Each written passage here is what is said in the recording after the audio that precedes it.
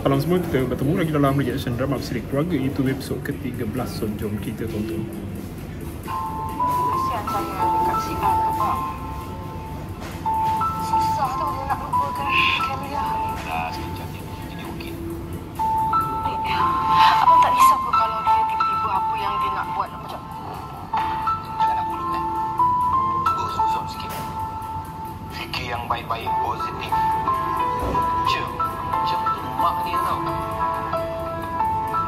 Setiap apa yang keluar daripada mulut Cem, doa ibu, doa yang paling makbul. Cuba doakan yang baik-baik. Okey, kita mengakui anak kita tu hantu. Memang agama dia ke laut. Yalah, kita pun pernah ke laut. Tapi yalah nak cari agama. Tapi takkanlah dia bodoh sangat apa benda-benda yang merepek macam tu.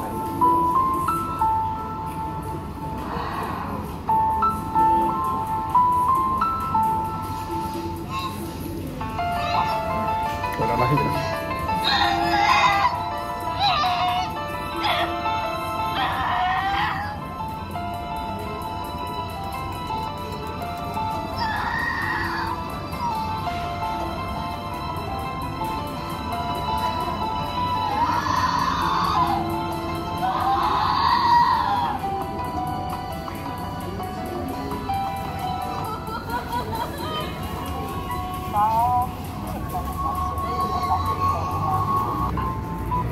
Okey, itu dia episod ke-13 yang mana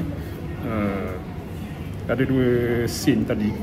Satu bila Cempaka bersembang dengan Iman pasal Ansara yang cerai dengan Camilla, dan scene kedua Damia yang dah pun melahirkan anak dia, yang kalau kita boleh agak anak tu hasil dari siapa lah, kita tahulah. Tapi scene muda tu yang mana Cempaka bersembang dengan Iman tu, macam Iman seolah-olah macam tak ada apa-apa yang berlaku dekat rumah dia. Dia melihat perceraian Ansara dengan Camilla tu sebab dia letak kepada bahu Ansara yang tak pandai menjadi ketua keluarga yang baik lah.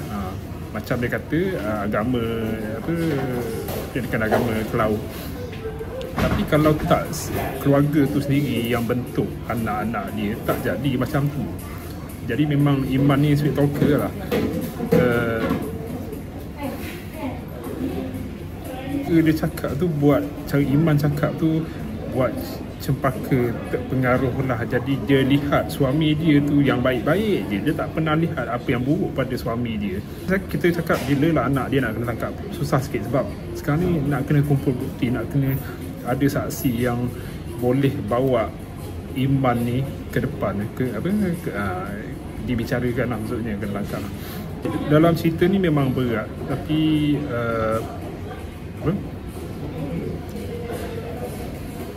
itu yang buat ramai penonton rasa macam susah sikit nak tengok cerita ni pada waktu biasa, prime time pukul 10. Jadi diorang fikir mungkin drama dia patut dilewatkan sikit pukul 11 ke 12 ke. Korang rasa macam ni? Jumpa lagi.